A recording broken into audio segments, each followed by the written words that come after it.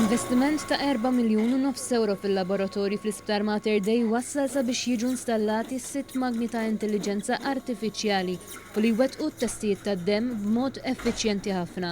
Titta ġimgħat wara li ġie inawgurat dan l-apparat, One News żar il-laboratorju tal-ħermatoloġija fl-Isptar Mater Dei sabiex jisħarreġ aħjar l-użu ta' dan il-makkinarju ġdid.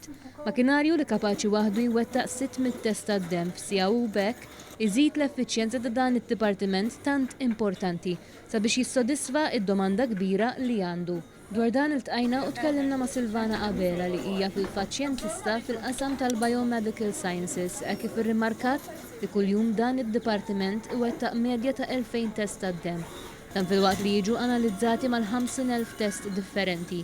Hija spjegat kif jaħdem dan il-makkinarju ġdid. Is-sistema tagħmellek bej wieħed ieħor 600 samples kussija. Mela, is-samples jiġu loadjati u minn qattra li toħodlok is-sample ħattik madwar 20 parametru. Issa l-20 parametru huma mera tal-kundizzjoni tal-pazjent. Issa, meta jkun pazjent b'riżultat normali, il-riżultat ħajoħroġ u aħna nkunu nistgħu nifkaw fuq dak il-pazjenti li għandhom abnormalità.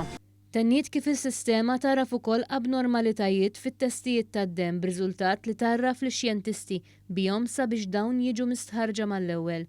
Intant, testijiet tad-demm li jirriżultaw normali jiġu proċessati mal-ewwel fis-sistema. F'dak il-każ is-sistema għandha plots li ħaturina anke l-plots fejn jintefgħu is-cells.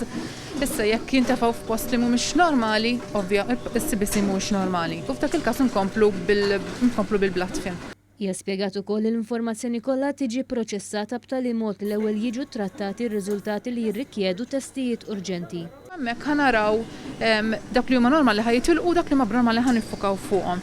Issa minn hemmhekk nawtorizzaw dawk li forsi ma tantx għandhom bżonn jew inkella il-blood film tista' tistenna li toħroġ iżjed tard u l-oħrajn ħankunu nistgħu ntuhom attenzjoni żejda iżjed.